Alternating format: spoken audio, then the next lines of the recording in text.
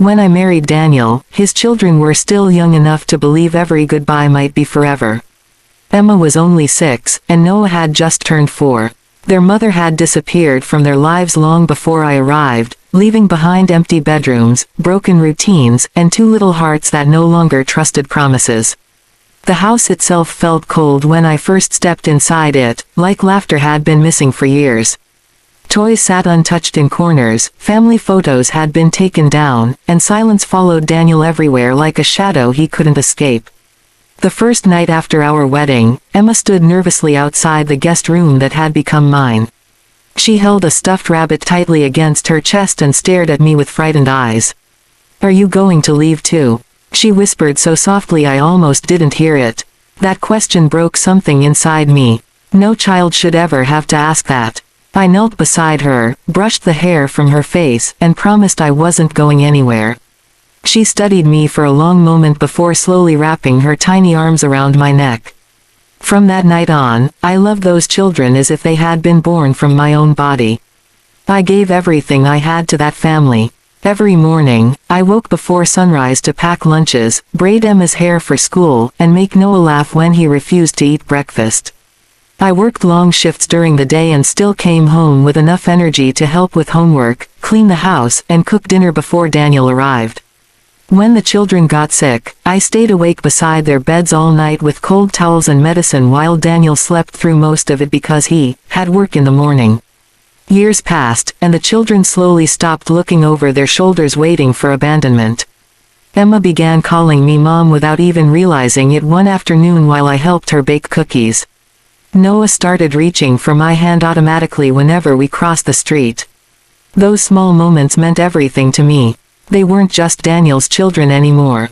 They were my children too. I attended every soccer game, every school concert, every parent-teacher meeting. I celebrated birthdays, comforted heartbreaks, and held them during thunderstorms when the lights went out. I sacrificed promotions at work so I could spend more time at home with the kids. I put my own dreams aside because I believed building a loving family mattered more than anything else. But somewhere along the way, Daniel began changing. At first it was small things.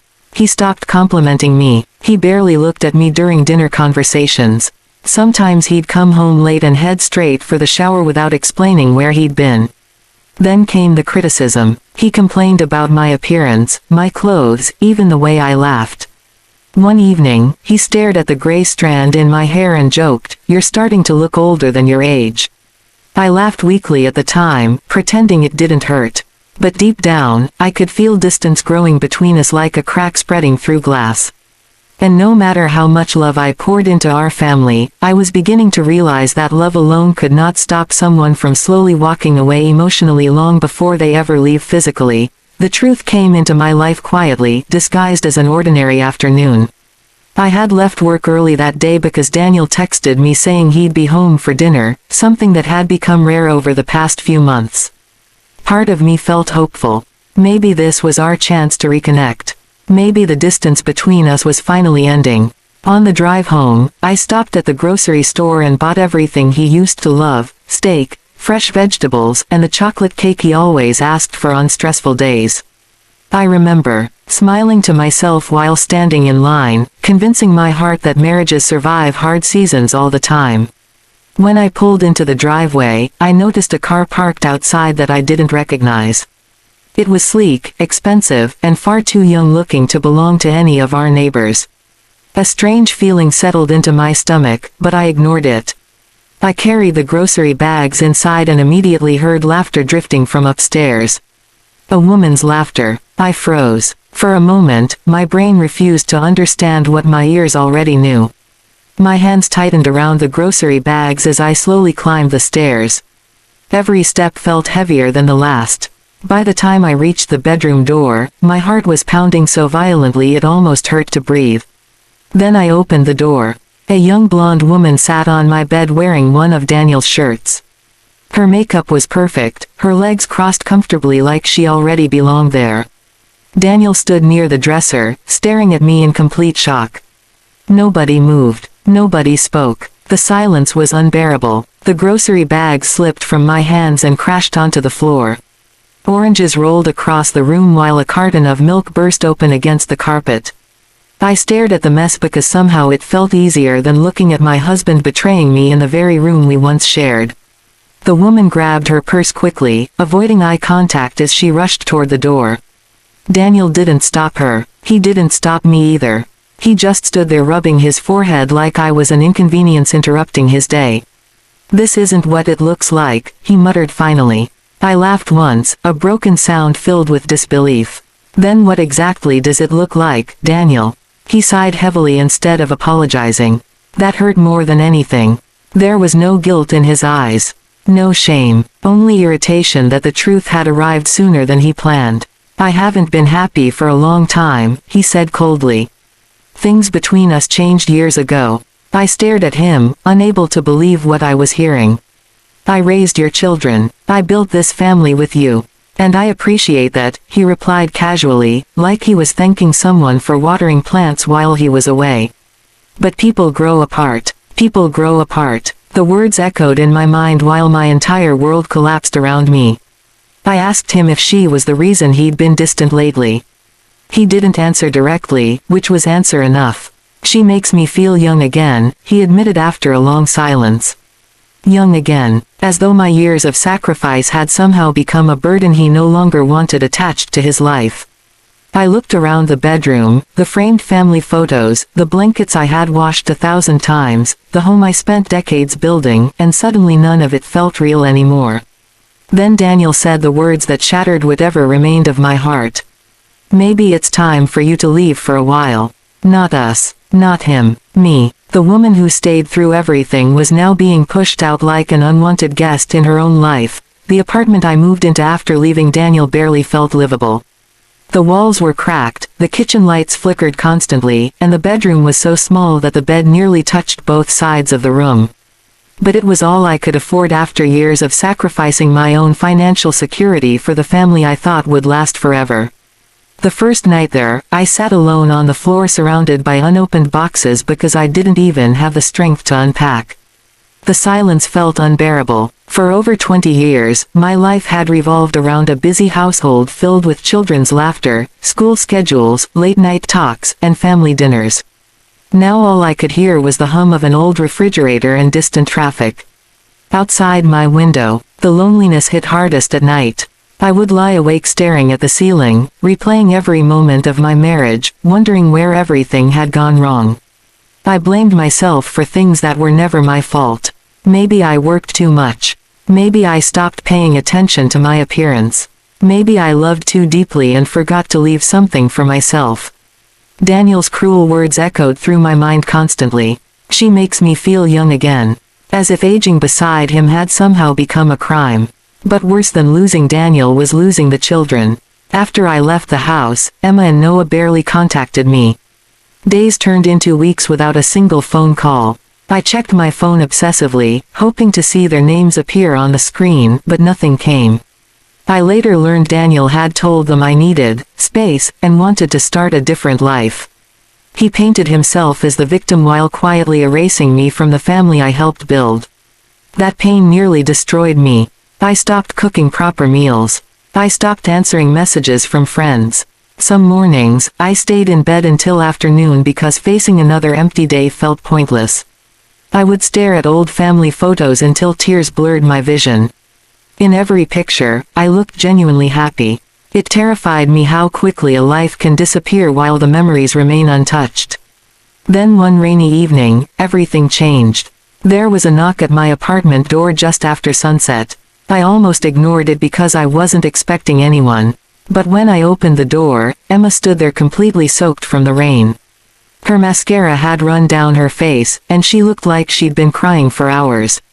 Before I could even speak, she wrapped her arms tightly around me. "I'm sorry," she sobbed against my shoulder. "I'm so sorry." I held her the same way I used to hold her after nightmares when she was little. My own tears came instantly. For weeks, I had convinced myself she no longer wanted me in her life. But in that moment, I realized the bond we shared had survived even Daniel's lies. Emma pulled away slowly and looked me in the eyes. "Dad told us you abandoned us," she whispered. "But I found out the truth. She explained everything. The younger woman had already been spending time at the house before I left. Daniel had introduced her casually, pretending nothing inappropriate was happening. But eventually the truth became impossible to hide. Emma said the house no longer felt like home. Daniel acted like a completely different person now, selfish, impatient, obsessed with pretending he was still young and carefree. Then Emma said the words that healed something broken deep inside me. "You were the only real mother we ever had." I broke down completely after hearing that. Years of pain, sacrifice, and love poured out through tears I could no longer control. Soon Noah started visiting too, quietly at first, then more often.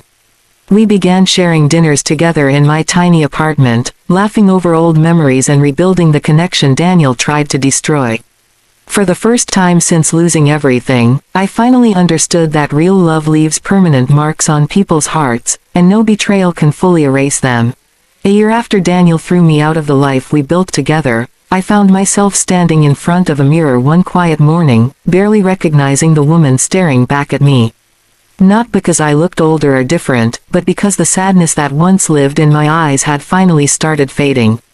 The woman in the reflection looked stronger, calmer, like someone who had survived a storm she never thought she'd escape. Healing hadn't happened overnight. There were still moments when memories hit me unexpectedly, walking past a family restaurant we used to visit, hearing a song that once played during long car rides with the kids, or folding laundry and remembering how full my house used to feel. But slowly, I learned how to live for myself again. I decorated my tiny apartment with warm colors, bought fresh flowers every week, and even started taking evening walks simply because I enjoyed them. For the first time in years, my entire existence no longer revolved around taking care of everyone else. Emma and Noah became a regular part of my life again. They visited often, called me daily, and never once stopped treating me like their mother. That love carried me through the darkest days. It reminded me that although Daniel had broken my heart, he hadn't destroyed the family bond I spent decades creating. Then came Emma's college graduation. When she invited me, I cried the moment I read the message. "You have to be there, Mom," she wrote. Not stepmom. Not by my first name.